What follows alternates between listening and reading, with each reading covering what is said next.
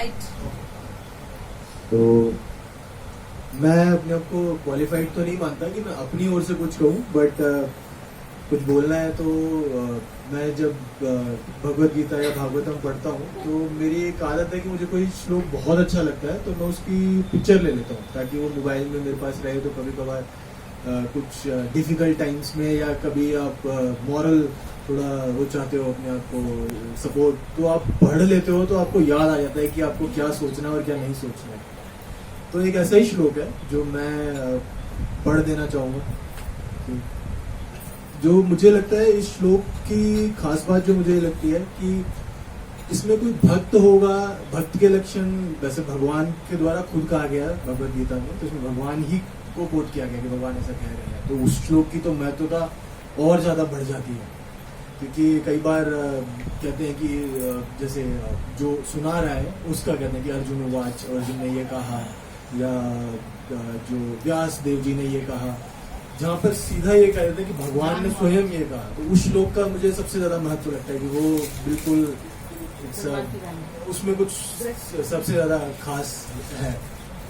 तो उसमें जो भगवान ने अपने भक्त के बारे में या जो भी गुण बताए हैं, वो गुण मुझे लगता है कि आज के सिनेरियो में जो हम आसपास देखते हैं दुनिया में जो हो रहा है ना, मतलब वो इतना डिसअपॉइंटिंग है। आप लोगों का एटीट्यूड, बिहेवियर, ये सब चीजें देख के ऐसा लगता है जैसे मतलब एक आग सी लगी हुई है, मतलब सेल्फ डिस्ट्रक्शन में लगे हुए हैं लोग, खुद को ही खत्म कर रहे हैं तरक्की के नाम पे और बड़े सारे नामों को देके।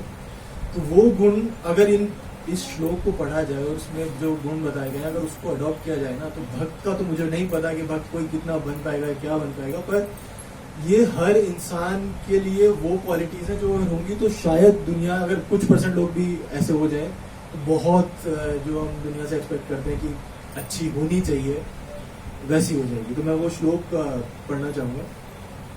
मैं पहले संस्कृत में ही पढ़ लेता हूँ एंड आई होप मैं गलत ना पढ़ूँ ज्यादा। श्लोक है, यस्मान्नो द्विजते लोको लोकान्नो द्विजते च यः हर्षामर्ष भयोद्वेगो द्वेगैर मुक्तो यह स च मे प्रियः। और इसका अर्थ है जिससे किसी को कष्ट नहीं पहुंचता तथा जो अन्य किसी के द्वारा विचलित नहीं किया जाता, जो सुख में, दुख में, भय तथा चिंता में समभाव रहता है, वह मुझे अत्यंत प्रिय है। तो इसमें दो चीजें जो सबसे मुझे लगता है कि बहुत वो लगती है कि बहुत इंपॉर्टेंट है और आपस में लिंक भी है। एक तो मुझे जो किसी को कष्ट नहीं पहुंचाता और जो विचलित नहीं होता। जो विचलित नहीं होगा ना वो कष्ट भी नहीं पहुंचाएगा, क्योंकि वो रिवेंजफुल कभी होगा ही नहीं। तो ये जो चीजें हैं, जो गुण है इंसान में अपने अंदर लाए तो शायद बहुत परिवर्तन आ सकता है एक इंसान के अंदर। और दूसरा एक ये श्लोक है, अद्वेष्टा सर्वभूतानां मैत्रः करुण एव च निर्ममो निरहंकारः सर्व दुख सुख क्षमी संतुष्टः सततं योगी यतात्मा दृढ़ निश्चयः मय्यर्पितं मनोबुद्धिर्यो मद्भक्तः स मे प्रियः।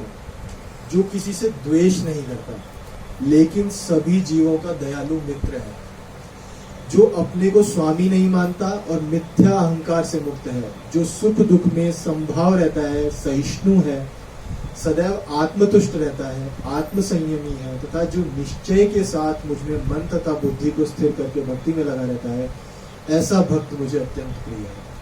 तो ये जो सारे गुण बताए गए हैं, अगर इसके आधे भी फॉलो कर लिए जाए तो बहुत परिवर्तन इंसान अपने जीवन में तो लाएगा ही। और दुनिया बनी किससे? लोगों से ही बनी है। जब आप ही बदल जाएंगे तो फिर जैसे जैसे लोग बदलेंगे तो सारा संसार का ही वातावरण बदल सकता है। इसीलिए बस यही कहना चाहता हूँ। हरे कृष्णा।